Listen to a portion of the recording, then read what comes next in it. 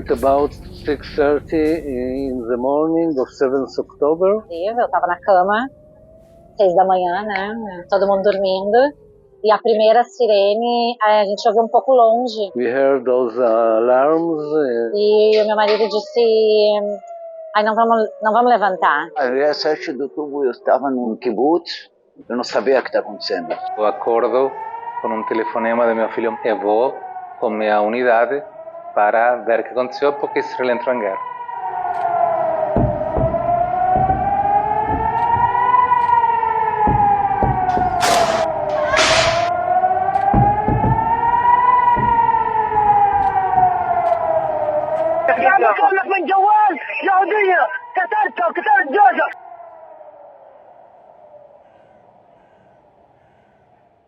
A gente está em choque, a gente não sabe o que está acontecendo, a gente não acredita nas coisas que a gente está vendo.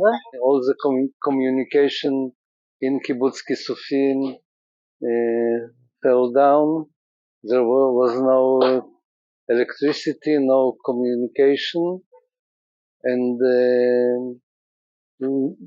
we heard from him that he is locked in the safe room. I go outside and I see the sky with smoke and you can smell the war. It's something I don't know how to explain. Nobody knows how this happened. The country's backbone remains standing, gray, decorated with barbed wire. There is someone who lives over there whom I don't know and who doesn't know me, but this sun that warms my face also illuminates their window. Terrorista em tudo que é lugar, solto, caminhando, atirando, queimando. A gente não consegue deixar as notícias. Liguei a TV brasileira, que falava um pouco.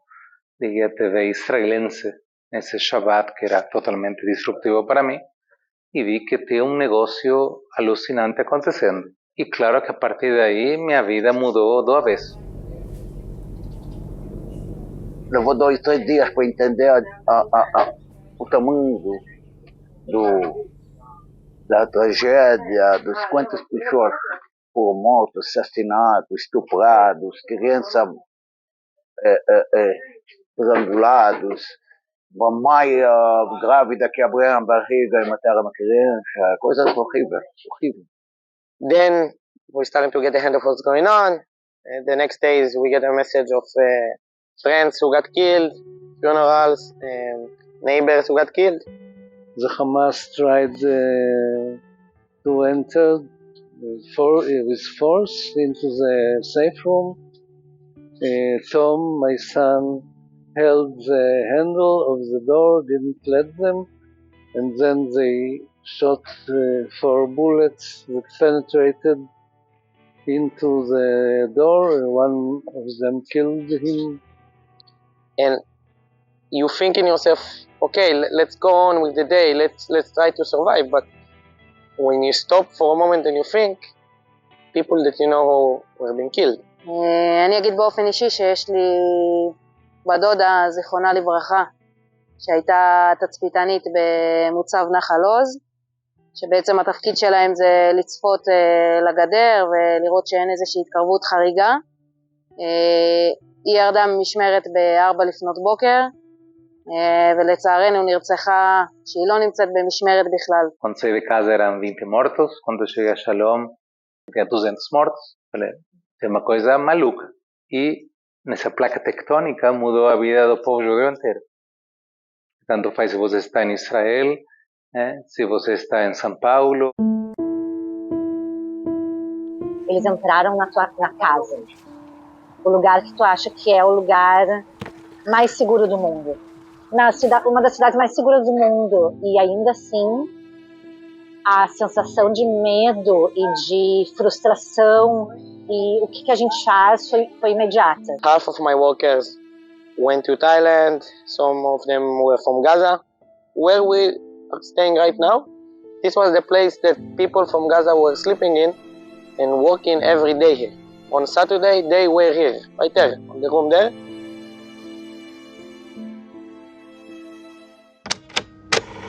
I landed in Israel with my dog in the 2nd of October, so the first weekend was supposed to be the weekend of the party. 3 people with me. 2 of them are friends of mine, and one was the guy that I didn't know.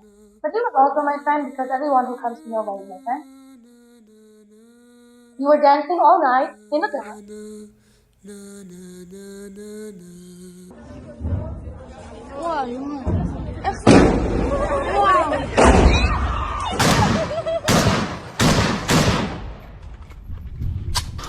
A shoe left behind, an unread book chapter, a glass of a drink, an unfinished dance step at an interrupted party.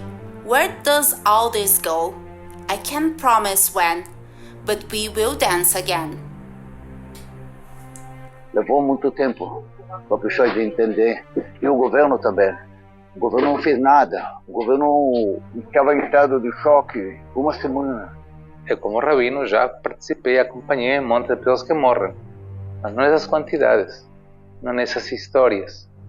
E como você explica para as famílias? We're still broken because I was in maybe 3 funerals in 1 week of people that I know really well who were in my age, 1 year above me. Porque você via os caminhões que teoricamente trazem os laticínios dos kibbutzim do sul, estavam lá, na verdade, com os corpos, porque não tinha em Israel como carregar tantos corpos. Usually when you go to the safe room, it's for 10 minutes, 30 minutes max. But this time they told us to stay in the safe room, and they told us to stay in the safe room, and they told us again and again and again. We actually waited until after 11 p.m. So we were about 18 hours in the safe room. חמאס הפתיע את מדינת ישראל ופשוט נכנס ברוע שאי אפשר לתאר אותו לקיבוצים ולמושבים, ומבחינתי בראייה שלי רצח אנשים חיים מפשע שלא עשו שום דבר. המתקפה לא הייתה רק נגד ישראל ונגד החיילים והקצינים שלה, אלא גם נגד אזרחים שבאמת אי אפשר לתאר את התופת שהם עברו. וכולם הביתה עכשיו, עכשיו. Achamos que nós temos obrigação de manifestar durante a guerra. Ver las conversaciones con los sobrevivientes, con la familia de los sobrevivientes, es muy duro y las historias son realmente terribles. Wherever you go, and you remember that the most important thing is to have the guys and everybody there back. We need them back. We need them yesterday. We need them. It's unbelievable what they're going through. E eu estou aqui com pessoas que juramos sair daqui até o governo cair, isso que vamos fazer.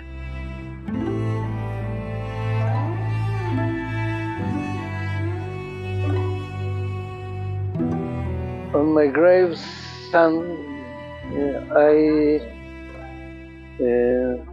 swear that I will come and sit in front of the Knesset until all the government and the Prime Minister will resign and make new elections.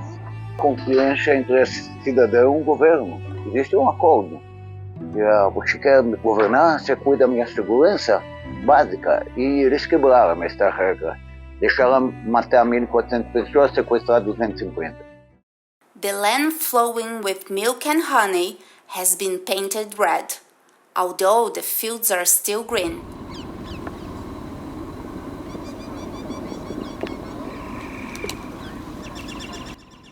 This is a farm, a business, who the 25 years old man who was running all of it is now fighting someone. We had to do something. We had to, you watch the news, you see how everything is, what's happening, and you feel it, you need at some point to do something. De chamar a liderança rabínica e não rabínica para fazer uma missão de solidariedade. Eu falei, eu vou, não me interessa nem quem, nem como, nem quando, eu vou. E aí eu acho que o contato com a diáspora, essa fortalecimento com o judeu que não está aqui, que nos entende, que fala a mesma língua, que só pessoas que viveram a Shoah, pogrom, discriminação, o antissemitismo, e estão vivendo isso agora também na sua própria pele. No dia 28 da guerra, de 28 a 33, que a gente ficou lá, foi dos primeiros que chegamos, e quando chegou ao aeroporto, não tinha ninguém. Comecei a chorar.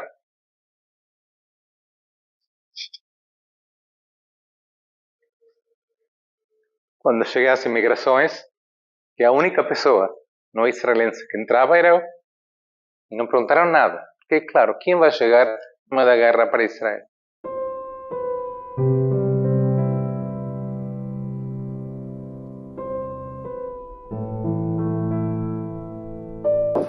Estamos aqui em Sdot Yam, que trouxeram todos os carros da festa, trágica festa, que morreram mais de 25 pessoas. Estão todos os carros aqui destruídos, inclusive os carros dos terroristas. É inimaginável a quanto de carros que tem por aqui.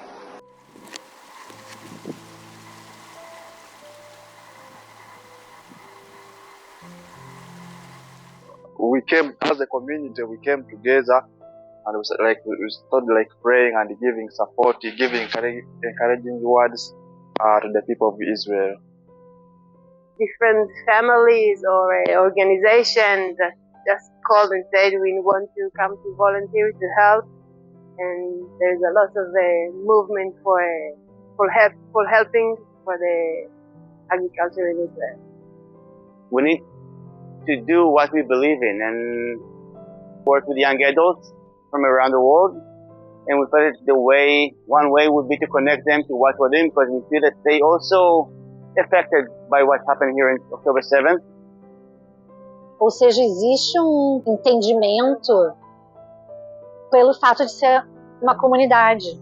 A gente, esse espírito de comunidade, eu acho que é muito específico, muito especial, muito unique. Y creo que después del 7 de octubre tengo un sentimiento sionista desde que nací muy fuerte. So it was an opportunity for us to do something for them, but also for us and for the Israeli society. El pueblo de Israel está en todo el mundo, y cuando Israel nos necesita, nosotros podemos estar acá. Y también cuando nosotros necesitamos a Israel, Israel siempre nos da una mano y nos abre las puertas para venir. Our workers left, and we're trying to get people to help us, like you, volunteers who came to help. A gente se mobilizou e conseguiu ajudar um monte de pessoas, inicialmente soldados. Então a gente ficou surpreso e contente e feliz, parcialmente, que alguma coisinha nós podemos fazer para tornar a vida das pessoas nesse momento um pouco melhor, entendendo que essa história era uma história que estava em andamento e que nós não sabíamos como iba a andar essa história. That's how this 7th October made us to come united to stand with the Jewish people in Israel. E acho que nesse sentido o 7 de outubro foi uma revelação para muitas pessoas, para entender que, gostemos ou não gostemos, o povo judeu é uma unidade, e o que impacta em Israel nos impacta em nossas vidas.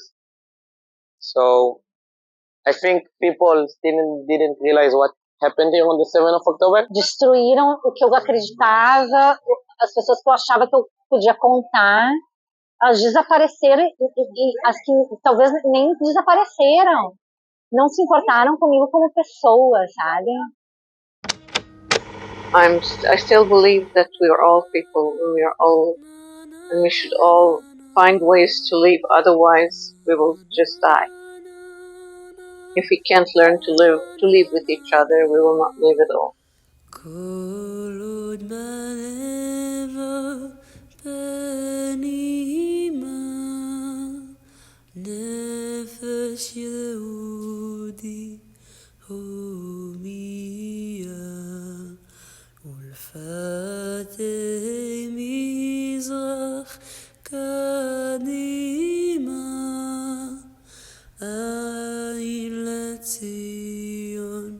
צופיה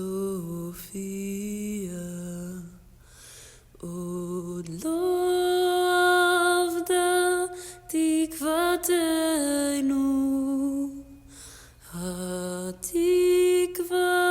בת שנות 2000 להיות עם חופשי מארצנו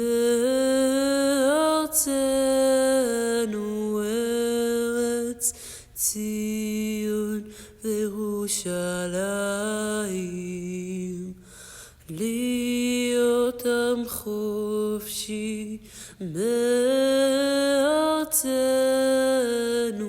ארץ ציון וירושלים.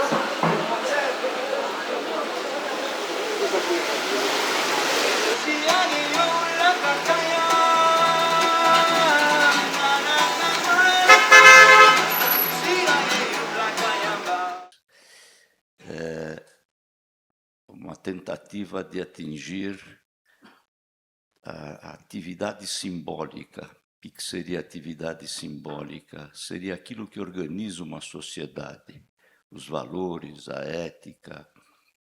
E penso que o Guigo consegue, com a arte cinematográfica, mostrar não só o horror da destruição, mas o que está por trás disto e que leva a uma reflexão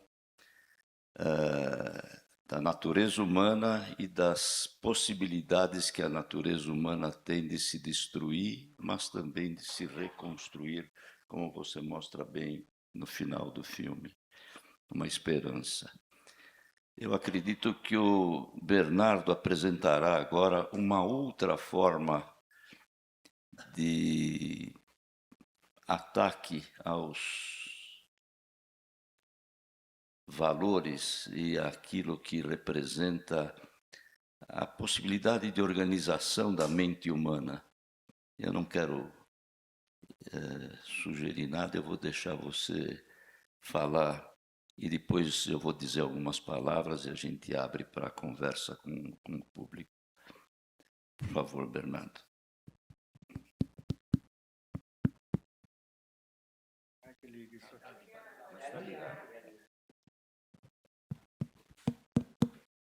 Bem, boa tarde a todos. Eu havia pedido ao Davi que me antecipasse um pouco que tipo de pergunta ele ia me fazer, mas ele mandou uma formulação tão complicada que eu, na verdade, não fiquei sem saber o que falar e como elaborar. No fundo, o que todo mundo quer saber é o que a gente pensa sobre o que está acontecendo agora em Israel e na Palestina, e como esses acontecimentos nos afetaram, né? No fundo, essa que é a conversa que interessa. E eu quero lembrar que essa é uma guerra que já vai fazer quase 100 anos. É uma guerra que começa mais ou menos em 29, já é uma das mais longas guerras religiosas da história e, como todas as guerras religiosas, muito cruel. Então, os primeiros choques entre árabes e judeus, já de caráter mais social, envolvendo grupos maiores, são de 1929. Ou seja, são quase 100 anos, de fato, no Hebron. E já naquele primeiro choque, tinha essa característica que a gente vê hoje nesse ataque do Hamas, muito particular, que é o ódio represado, né? Já naqueles incidentes do Hebron de 29, já houve muito ódio represado e foi um ataque contra uma comunidade, inclusive de religiosos, alguns que já viviam lá há 200, 300 anos, e em que já houve violações, decepções, coisas muito cruéis. Uma característica daquele ataque do Hebron, muito interessante, é que, ao mesmo tempo que houve esse ataque brutal, os habitantes árabes da região, com os quais esses judeus conviviam há 200, 300 anos, aliás, a maioria deles sefarditas, inclusive trajavam-se como árabes e falavam árabe. Então, esses vizinhos árabes acolheram algumas centenas de judeus em suas casas para que eles não fossem massacrados pela turba que tinha invadido aqueles bairros, né? E de lá para cá, as coisas só pioraram, né? E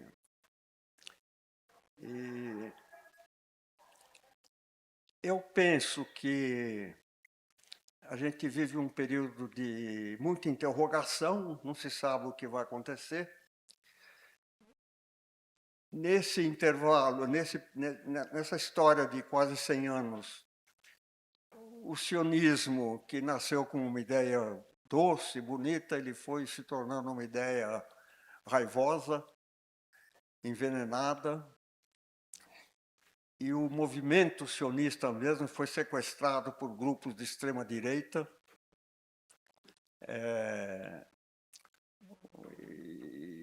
O governo de Israel hoje é um governo não só de extrema-direita, mas com componentes claramente fascistas na sua composição. Outros elementos do governo são grupos oportunistas, grupos religiosos fanáticos, inclusive parasitários, que vivem das tetas do Estado e ainda querem impor à sociedade laica costumes religiosos à força. Há outros aspectos também, todos eles extremamente desagradáveis, de deterioração da moral das Forças Armadas, de quebra dos padrões de conduta. Então, vivemos uma situação extremamente difícil, especialmente para alguém como eu, que foi formado no movimento sionista. Eu praticamente tive a minha formação política, ideológica, dentro de um movimento sionista, socialista, que visava construir uma sociedade melhor. Então, para mim, esse é um momento, digamos, dramático, né? E é por aí que a coisa vai. Acho que, para começar, é isso.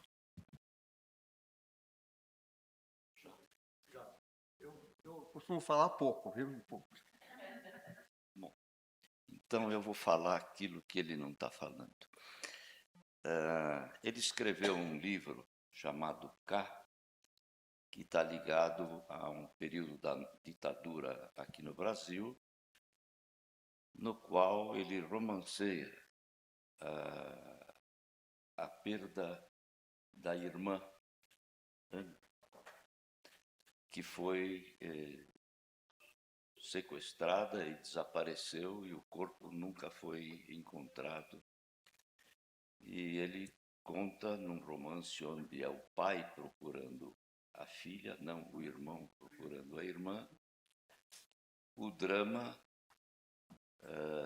atrás do qual este pai angustiado vai procurar sua filha e só encontra barreiras e não consegue elaborar o luto, no sentido de que você não pode, primeiro, a religião judaica não permite enterrar sem a presença de um corpo.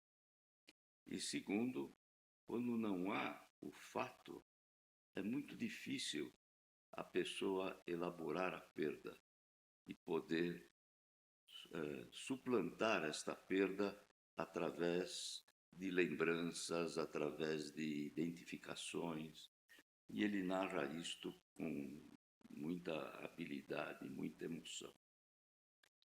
Então, nós tivemos duas situações diferentes, nas quais aquilo que organiza uma sociedade, o sujeito e uma sociedade, foi atingido, que são os valores, os elementos simbólicos, né, de solidariedade, de amizade, de tolerância, de convivência com as diferenças. Então, acho que teremos um campo aqui para conversarmos. Quando a Camila me fez o gentil convite de mediar essa mesa, ela usou uma palavra do imprevisível, do inesperado.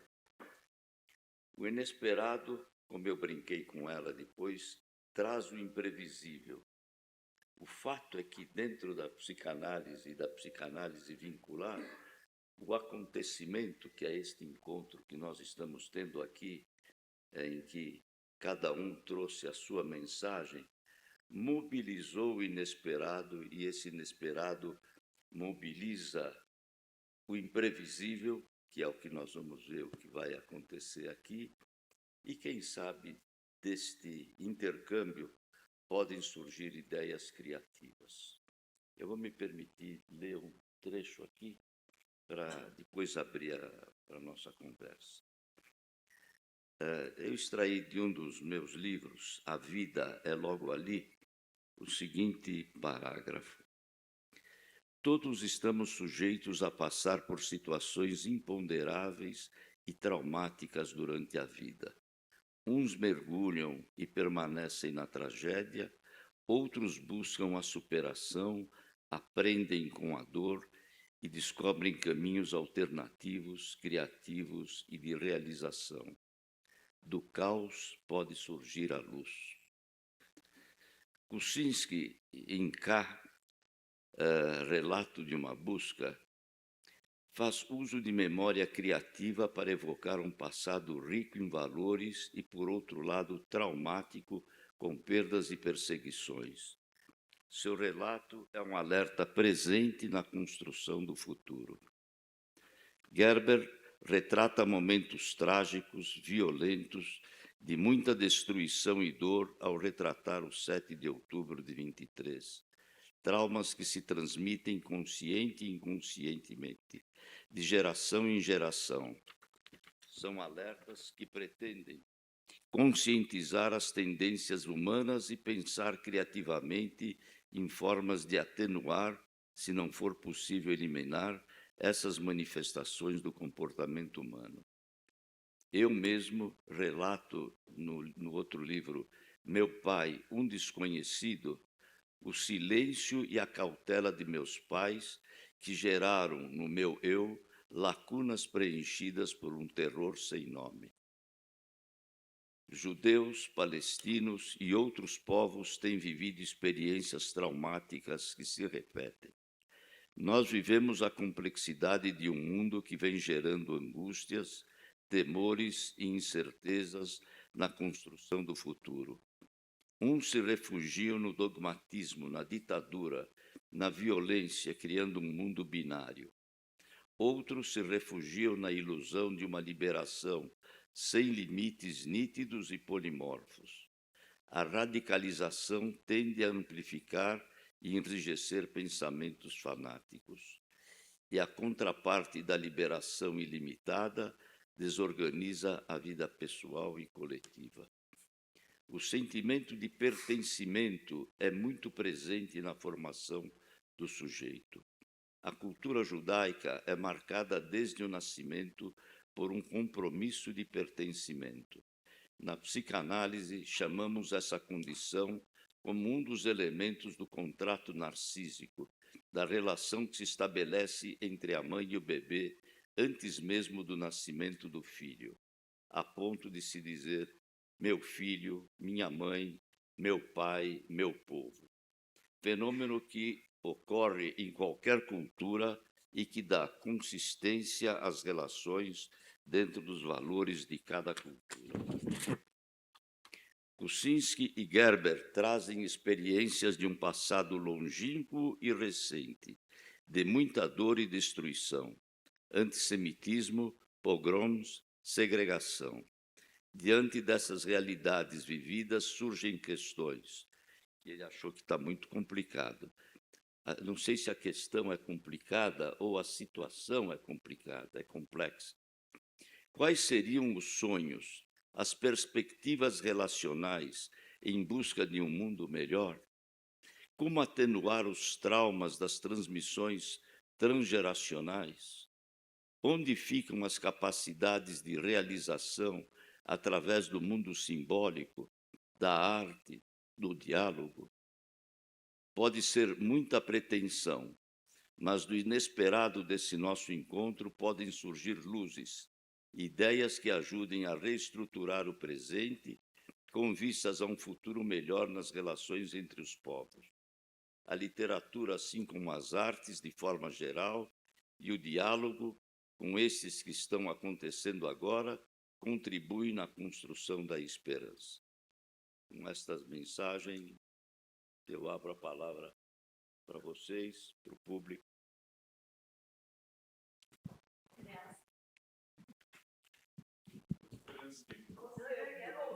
Perdão. Estou pensando.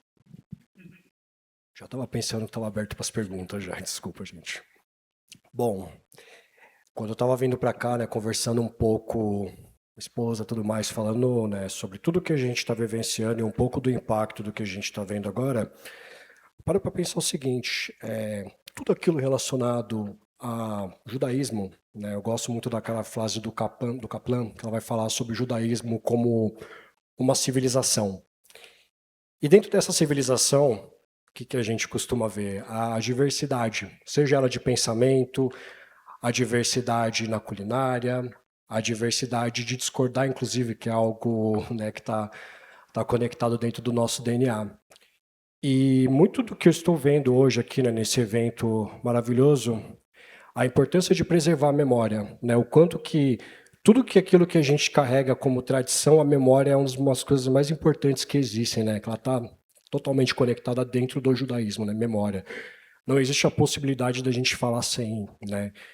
E quando tivemos a oportunidade de ir para Israel 2 meses após o início da guerra, eu saí daqui com uma ideia um pouco ingênua de, bom, vamos chegar lá, o nosso documentário vai se chamar Cicatriz. E quando nós chegamos lá, obviamente, não tinha nenhuma cicatriz, a ferida estava aberta ali ainda. E desde o começo da hora, quando nós pisamos no Ben Gurion, até quando nós começamos a ir para cidades, né, no caso Beersheba, o clima que tinha ali era uma sociedade tentando se reerguer, mas ao mesmo tempo fúnebre. Sensação de morte o tempo inteiro, né? De tudo que eu já presenciei na minha vida, né, como documentarista, essa sensação de você estar num ambiente de morte, né, não me faltam palavras ainda, né? O documentário, mesmo com toda a tentativa, não consegui transmitir de fato o que era dentro desse sentimento, né? E uma perspectiva importante, né? Porque a partir do momento que estoura a guerra, 7 de outubro, que uma enxurrada de comentários antissemitas, de ações, e eu posso perguntar para cada um que está aqui, sem exceção, judeu, judia, religioso, não religioso, quantos amigos e amigas de vocês deixaram de falar com vocês depois do 7 de outubro, quando vocês começaram a se posicionar? E é sobre isso. Então, quando a gente fala do trauma, ele é o constante, ele ainda é constante, é algo que está reverberando dentro, né? Porém, por outro lado, a importância, né, tanto eu quanto o Thais Friedman, também a Aline Gerber, de nos juntarmos e falar sobre a perspectiva de Israel, é importante lembrar que não é somente o antissemitismo, não é somente o fato das pessoas não gostarem de Israel, mas a partir do momento que nós vemos, do começo de 7 de outubro, do minuto seguinte até então, a desumanização do povo judeu e a desumanização do povo israelense. Pouco importa se você é de direita, se você é de esquerda. Eu que sou totalmente contrário ao governo Netanyahu, o quanto de amigo que eu perdi no meio de tudo isso, né? Então, infelizmente, ainda é constante, né?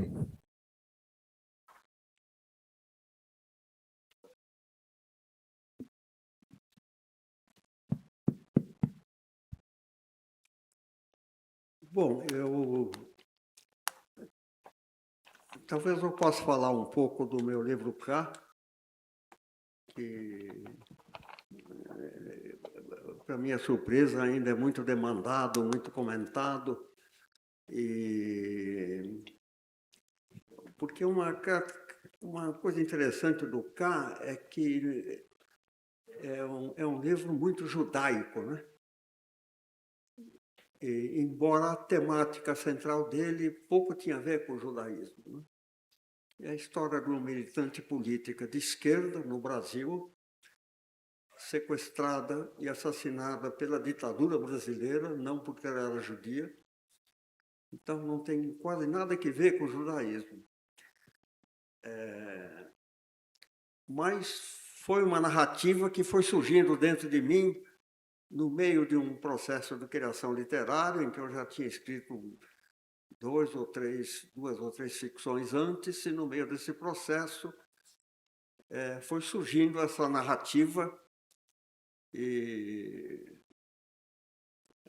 quase como um processo de elaboração psíquica, né? Quer dizer, na verdade, eu estava elaborando, para usar aqui uma palavra da psicanálise, um trauma que já tinha me afetado anos antes e que ainda estava ali, meio que né, aprisionado dentro de mim. Então, é por isso que o K tem essa força, é como se fosse um livro escrito pelo fígado, né? Alguém fez esse comentário com o qual eu concordo. E o outro aspecto que mesmo a mim surpreende, mas é o aspecto do judaísmo, né? Porque a narrativa acaba, na verdade, se referindo a toda uma história judaica de perseguições, né? Na figura do pai, que já tinha sido um preso político na Polônia, que tinha sido um militante de esquerda na Polônia, veio para o Brasil meio que fugido da polícia polaca. Aqui ele se dedica à literatura, que era a vocação dele, abandona em parte a política e se dedica à literatura e acaba sendo surpreendido no fim da vida por uma tragédia, como que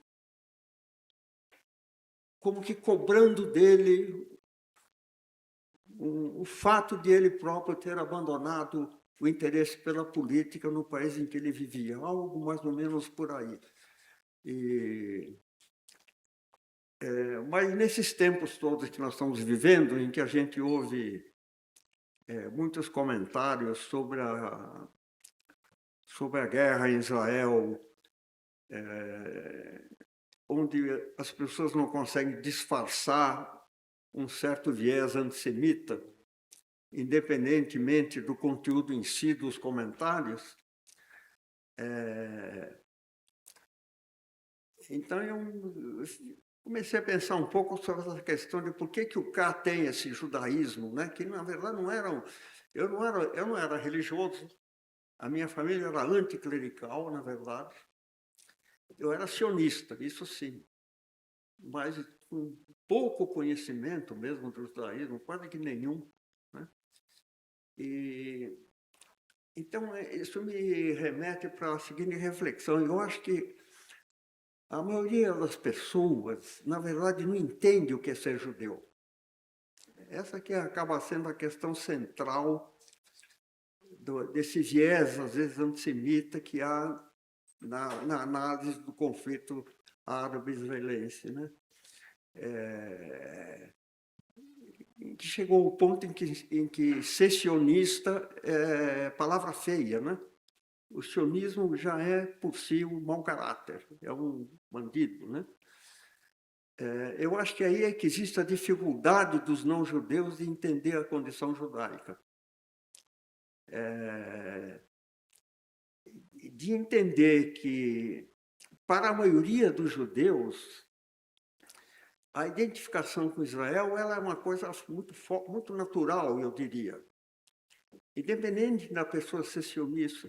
Quer dizer, agora eu tenho até uma certa dificuldade de me expressar, mas o que eu quero dizer é que é uma simplificação muito elementar querer dizer que tem um judeu sionista e tem um judeu não sionista. Não é assim que a coisa funciona, né? E as pessoas têm dificuldade de entender isso, né? Isso é que é a coisa que me chama muita atenção, né? E no meio em que eu convivo, que é um meio de esquerda, um meio mais ligado à universidade, aos livros, intelectual, as manifestações antissemitas têm sido recorrentes. Poucas delas, a maioria delas refletem também pouca informação, né? Até a desnecessidade de ter muita informação, né? Que é um pensamento um pouco binário, elementar, né? Mas a situação é tão delicada que eu, por exemplo, nesses 3 anos todos, nesses 2, 3 anos últimos todos, eu tenho evitado discutir com as pessoas, com meus amigos, com outros, e eu percebi que muitas pessoas têm evitado também. Aliás, hoje é uma das primeiras ocasiões em que eu estou falando sobre isso. Porque é um assunto muito constrangedor. Eu fico especialmente afetado, me dá uma certa tristeza, uma certa vergonha, quando eu percebo que a pessoa tem um viés antissemita, às vezes sem que ela própria perceba. Me dá um sentimento muito de vergonha, como é possível uma coisa dessa, né? E no entanto, é o que está acontecendo, porque a crise é tão pesada que até isso está acontecendo, né? É uma situação muito delicada. É isso. Bom, tudo que o senhor Bernardo tem comentado, né, parece que é aquela coisa dele comentar e, olha, eu estou sentindo exatamente isso, né, porque eu acredito que todos aqui, sem exceção, acabam se poupando, né, muitas vezes de entrar em determinados assuntos, porque não é somente, como é que eu posso falar para vocês, não é falso alarde, não é criar um pânico social em cima disso, mas sim, pessoas, infelizmente o antissemitismo está presente, né? E de tudo isso, muitas vezes de você se posicionar, então, durante um tempo eu até tentei conversar um pouco, né? Mas como eu falei, as amizades vão embora, né? Os projetos também, porque querendo ou não é só o fato de pessoas não falarem com você, né? Mas quando isso começa a impactar dentro da sua vida financeira, então sim, pessoas, existe antissemitismo também. Um ponto que eu estava lembrando aqui também, né, que todas as vezes quando as pessoas colocam a questão do governo, é importante ressaltar que nenhum governo fala por toda a nação, né? Acho que esse é o grande trabalho. Da mesma forma que os momentos que o Brasil viveu, seja com o governo A ou o governo B, eu não vou entrar nessa questão, desculpem, representa o povo brasileiro em a sua totalidade, a mesma forma com o governo israelense também. Mas a impressão que eu tenho é que a partir do momento que você tem o judeu ou a judia como alvo, parece que é literalmente carta branca para você ir lá e despejar todos os seus, né, tudo aquilo de ódio que você tem, né? Então, ódio real, ele existe, infelizmente. Mas vocês não acham que esse ataque de 7 de outubro foi muito bem pensado no sentido de gerar isso que vocês estão colocando? Se o objetivo era aumentar o antissemitismo, fazer uma confusão entre ser contra o governo, ser antisionista ou ser antissemita, os objetivos deste ataque estão sendo um sucesso, né? Haja visto o que se observa no meio universitário, inclusive aqui, ou nos Estados Unidos, ou em outras partes do mundo, né? Uma exacerbação do ódio contra judeus, sem entrar na discriminação se é judeu porque é religioso, se é judeu porque é de esquerda, ou seja lá qual é o tipo de pertencimento que a pessoa utiliza para se sentir judeu.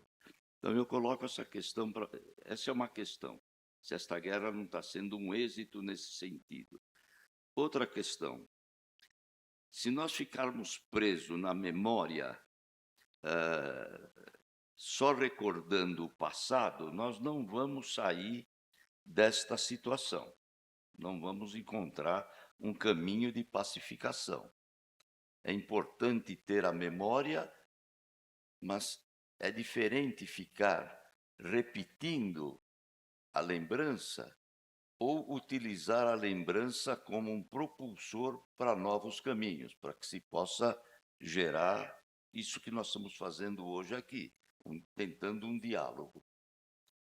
Então, ficam estas questões, né? Tem muitas forças interagindo, dificultando o diálogo, inclusive dentro de Israel, dentro e fora, porque qualquer pensamento radical, fanático, e existe pensamento fanático em Israel, e existe pensamento fanático nos outros povos, nos povos árabes, entre palestinos, nós também estamos ajudando a fomentar o ódio contra nós mesmos. Então, como lidar com isto? Pois não.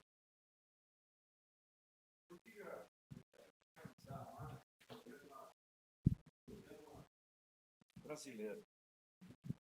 Se a gente for... Desculpe, deixa eu me apresentar. Meu nome é Ricardo Capsa e estou muito feliz de a gente estar tocando nesse assunto que a Unibis trouxe, mas o assunto é tão complexo, é tão abrangente, e daqui a pouco nós vamos discutir se Israel tinha ou não que atacar o Irã.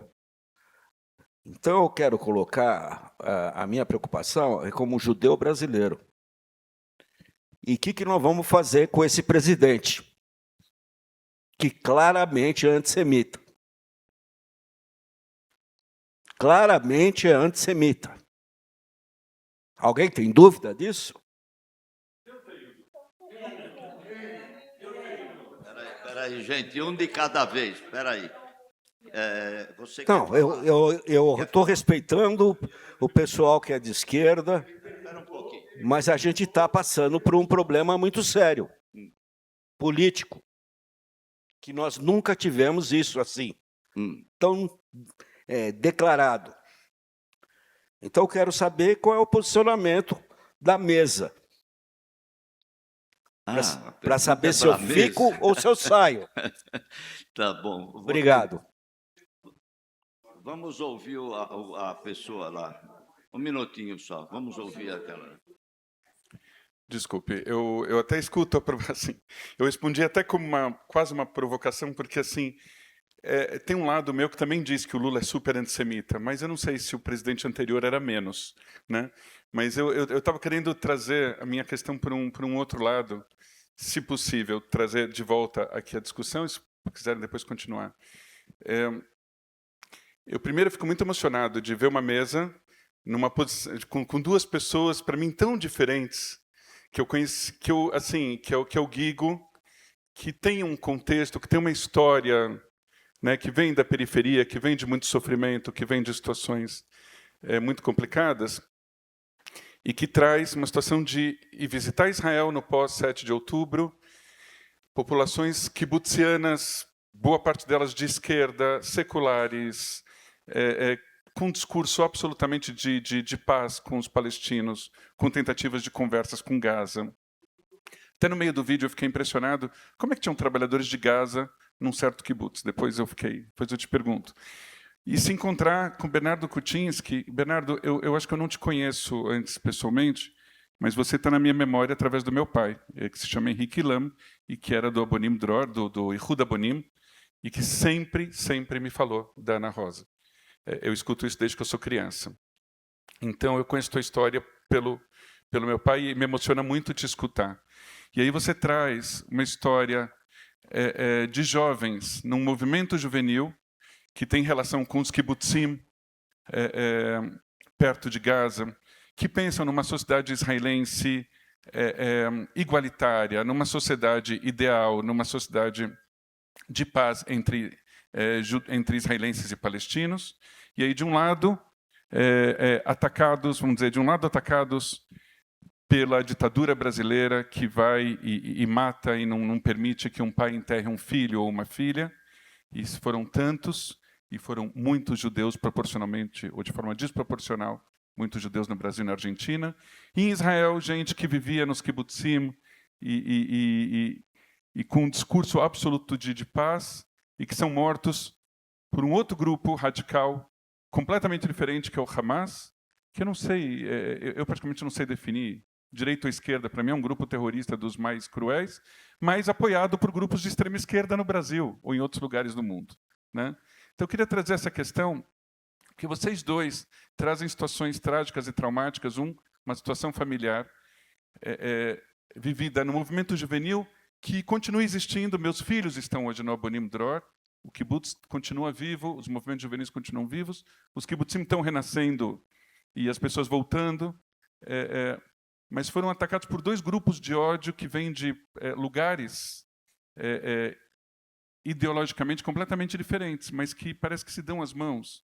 Então, eu não sei como é que vocês veem isso. E eu queria trazer só um último ponto. Eu não quero me alongar demais, mas uma coisa que está me angustiando muito, a gente fala de perda de amigos de fora da comunidade judaica. Mas eu queria dizer para vocês um ponto que está me assustando muito, que é a perda de referências dentro da comunidade judaica. Então, eu vou trazer um lado meu como rabino, dentro da linha liberal. Há meses, alguns colegas meus, rabinos dos Estados Unidos, saíram de um grupo e foram para outro para criar uma espécie de movimento reconstrucionista. Você falou do Kaplan. Porque dentro da yeshiva reconstrucionista, o discurso antisionista estava muito forte. Aí, meses depois, eu escuto que no movimento conservador, no movimento Masorti, no JTS nos Estados Unidos, acontece uma situação semelhante. No último final de semana, eu soube que no movimento reformista, do qual eu faço parte, houve uma discussão semelhante, a ponto de ter rabinos, aí eu já não sei se é do reformista, do conservador, ou do que seja, que falam, vocês estão sabendo que o Mamdani estava contra a manifestação do Israel Parade lá em Nova York, e me vira uma rabina e diz, por que não chama de Jewish Parade e não de Israel Parade? E eu fiquei com o corpo todo arrepiado, me dá vontade de falar, é Israel Parade, com toda certeza, mas é Israel que a gente ama, e não é Israel do governo Bibi, nem do Ben-Gvir, nem dos Smotrich. Então, assim, só reflexões também a partir do que vocês falaram, de como é que fica dois mundos idealizados, o kibbutz, o movimento juvenil, um atacado pela ditadura no Brasil, outro atacado pelo Hamas, e aí me aparece um Guigo e um Bernardo Kuczynski que se encontram e colocam esses dois mundos juntos. Não sei se ficou confuso, me perdoem. E o Davi no meio, porque a psicanálise precisa ajudar a gente nessa história. Vamos ouvir vocês, quem sabe depois a gente tem algo a dizer.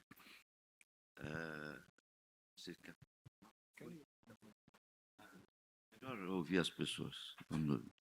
Eu só queria considerar, eu sou a Lina Starobinas, meu campo é história, memória, e quando a gente estava falando de memória, né, estamos falando bastante aqui de memória, e eu entendi que a gente está falando de dois trabalhos, duas produções que são instrumentos de construção de memória, né? Quando o Bernardo diz, olha, eu fico espantado como o K teve uma enorme penetração e circulação, né?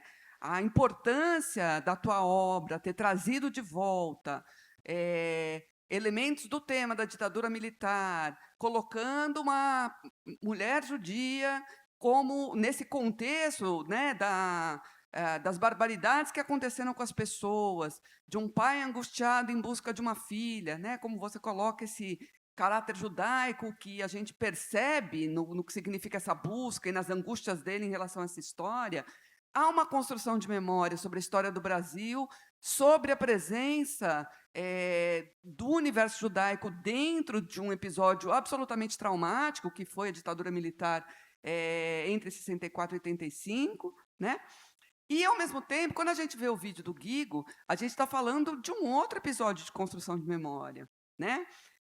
Uma memória que é uma memória recente e fresca desses episódios terríveis acontecidos em Israel, mas também com um olhar específico, né? Me impactou um pouco algumas falas, aquele pai que fala: eu vou sentar em frente à Knesset e eu não saio de lá enquanto aquele primeiro-ministro não pedir para ir embora, porque, de verdade, ele também fala de uma sociedade israelense que está perguntando sobre o seu próprio país. A depoente, que fala em português, ela também diz a segurança que eu sentia, a responsabilidade que as pessoas tinham nesse país também. Então, também há uma angústia nessa memória da confiança que as pessoas depositaram no projeto sionista, desse envolvimento, de alguma maneira, com esse governo que a gente ouve hoje em dia de uma maneira muito aberta, o quanto já sabia ou não sabia, poderia ou não poderia ter evitado muitas coisas do que aconteceram, então, da responsabilidade que ele também tem em relação a tudo aquilo. Então, eu acho que quando a gente está falando da possibilidade, aí sim, né, Uri, da gente ser coerente e responsável em relação à forma como a gente constrói memória e fala aí com os valores judaicos, né, de ética, de responsabilidade, de respeito aos demais povos. Quando a gente está trazendo essa construção, talvez a gente está dando um passo a mais, tentando sair desse mal-estar, e aí desse mal-estar da falta de escuta, desse outro que vai te olhar enviesado, porque é isso, infelizmente a gente não tem essa solução mágica do quebrar essa escuta distorcida que já se coloca com: se você é judeu, você vai vir já de uma forma enviesada, então não sei quando eu vou te escutar, e coloca esse nosso mal-estar quanto sendo um judeu que se vai se manifestar. Eu termino por aqui, mas eu queria deixar essa contribuição pensando aí na importância da memória que vocês têm produzido. Obrigada. Eu pergunto a Camila quanto tempo nós temos.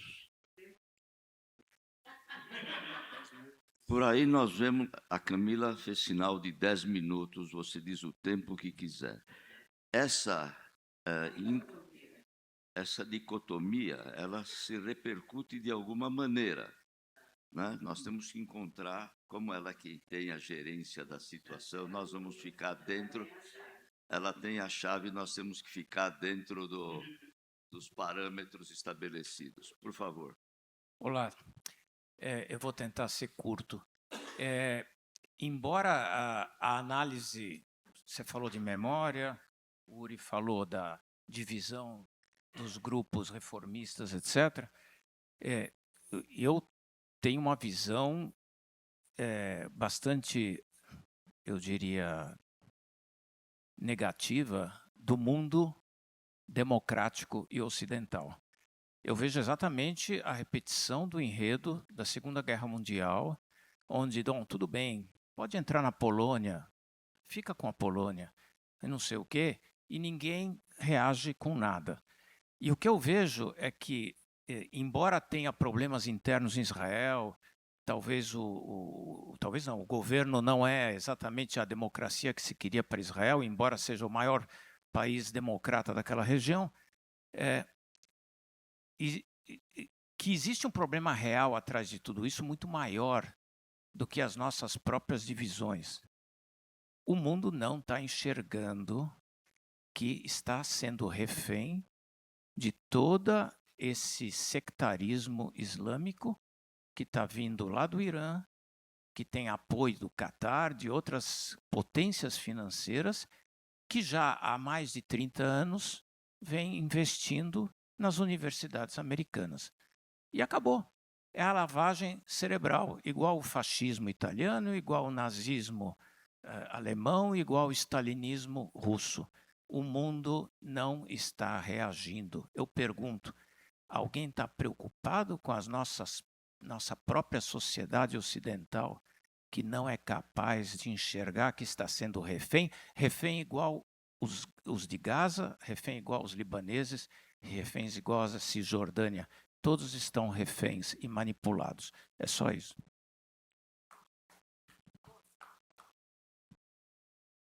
Eu vou pedir licença. Oi, gente. Eu quero, antes de mais nada, não briguem comigo, a gente só tem 10 minutos, porque, de fato, a gente tem uma programação. Então, eu vou aproveitar esse finalzinho para fazer uma declaração de admiração a essa mesa, que me deu um trabalhinho para montar, né, senhor Bernardo, até eu achar os contatos das pessoas e conseguir, mas aceitou de primeira. Eu tenho aqui um amigo pessoal, que é o Guigo, queridíssimo, talentosíssimo, que fez esse documentário que eu já sabia que ele, como o Uri percebeu, e muito obrigada por ter manifestado isso, faz uma ponte direta com a obra do Bernardo Kuczynski. A minha intenção foi justamente trazer aqui um psicanalista que tivesse a gentileza e o olhar, vou falar técnico, mas não é uma palavra certa, para perceber esta ponte, inclusive etária, que nós temos aqui, o painel mais diverso em idades de toda a nossa feira. A minha intenção é proposital para que a gente perceba que o passado e o presente estão acontecendo ao mesmo tempo. Né? Eu vim a uma exposição aqui na Unibis sobre a Anne Frank, não sei se vocês vieram, e tinha um cartaz dizendo: vocês não pertencem a esse lugar. E esse cartaz estava na Europa e era destinado aos judeus. Aparentemente, não pertencemos a lugar nenhum. Então, eu acho que a reflexão fica assim. O ódio, ele é uma linguagem. Ele é um código retórico. Ele não permite a volta. É diferente do amor, né? Que o amor você troca. Eu tenho ódio por você e ele é retórico. E eu acho que quando eu tentei montar esse painel, foi para a gente pensar um pouquinho como essa retórica vibra dentro da nossa comunidade. E o que é possível fazer, sem pensar num maniqueísmo político, mas pensar mesmo em diálogo. O que é possível fazer com o diálogo dentro da nossa comunidade. Eu, infelizmente, vou precisar finalizar. Se eu soubesse que ia dar bom desse jeito, eu tinha ficado mais um pouquinho. Mas, Guigo, parabéns, você é incrível. Seu Bernardo, sem palavras, o senhor é maravilhoso, eu tenho muita admiração. E agora, 2 autógrafos, que eu comprei 2 livros. Senhor Davi, muito obrigada também pela toda a sua gentileza. Eu vou deixar vocês finalizarem, não sou eu que vou dar a última palavra, mas aqui é o meu pedido de desculpas por finalizar, porque agora nós temos mais um painel com a Rabina Kelita e com o Jacques Fuchs, para a gente falar de trauma transgeracional. Olha só, como uma coisa se conecta à outra. Então, fica aqui meu agradecimento, vou devolver o microfone. Deixa eu passar. E muito obrigada, gente, quem participou, tá? Foi uma alegria.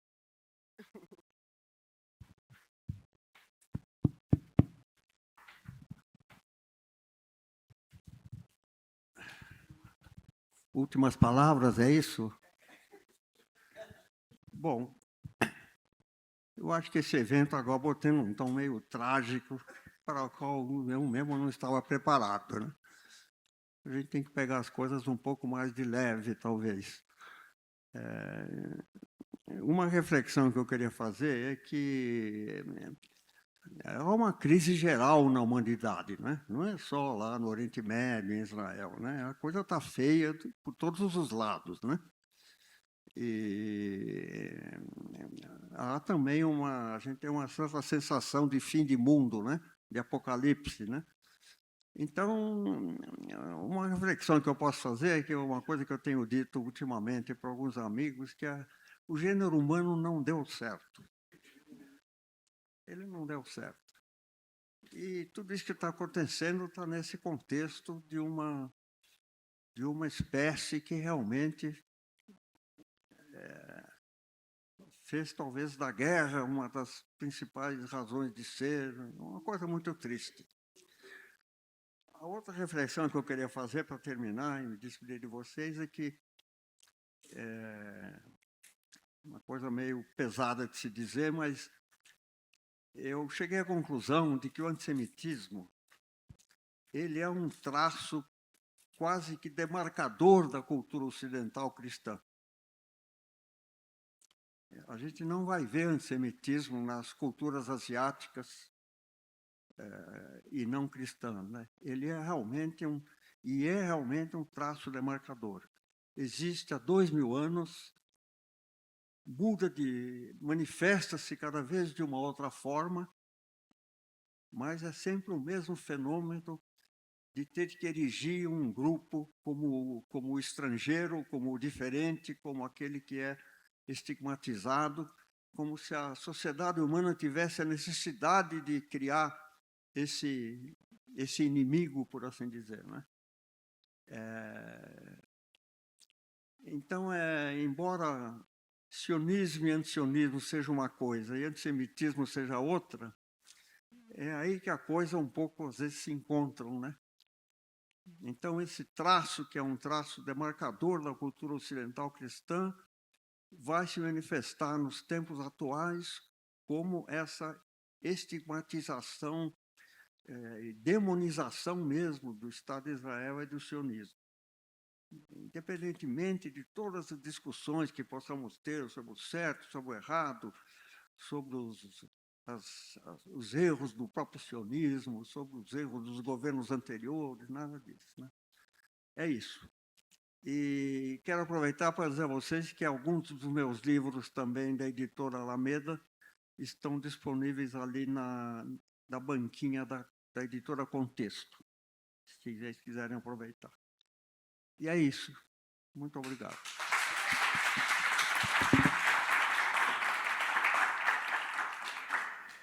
Bom, uma honra. Gostaria de agradecer ao Nibs, a presença de todos, espetacular. O que eu posso dizer em rápidas palavras para vocês é, a partir do momento que nós não temos mais espelhos lá fora, que possamos olhar para dentro de nossas comunidades e dos nossos semelhantes aqui, porque tem muita gente fantástica, vide esses dois gigantes que estão aqui na mesa também. Muito obrigado. Bom, me cabe a última palavra deste encontro. Eu só quero cumprimentar a Camila e ao Nibs pela coragem de realizar este encontro. Eu acho que os judeus precisam discutir mais a sua posição, porque nós também provocamos muitas coisas contra nós mesmos e, às vezes, dependemos desse Estado. Assim como você não gostaria de ter dito alguma coisa, eu também vou dizer algo que eu não gostaria de ter que falar. Mas é como se a gente precisasse, às vezes, se sentir perseguido para nos unirmos, porque onde tem um judeu, tem duas sinagogas. Então, eu quero parabenizá-los pela coragem e iniciativa deste debate, que precisa continuar, porque eu não vejo outro caminho a não ser o diálogo, né? A solidariedade, o diálogo, porque a capacidade de nos destruirmos, se a gente pegar a psicanálise entre instinto de vida e instinto de morte, se prevalecer o instinto de morte, nós nos destruiremos. E a todos, porque é fácil apertar o botão vermelho da bomba atômica. Então, obrigado a todos, obrigado pela oportunidade.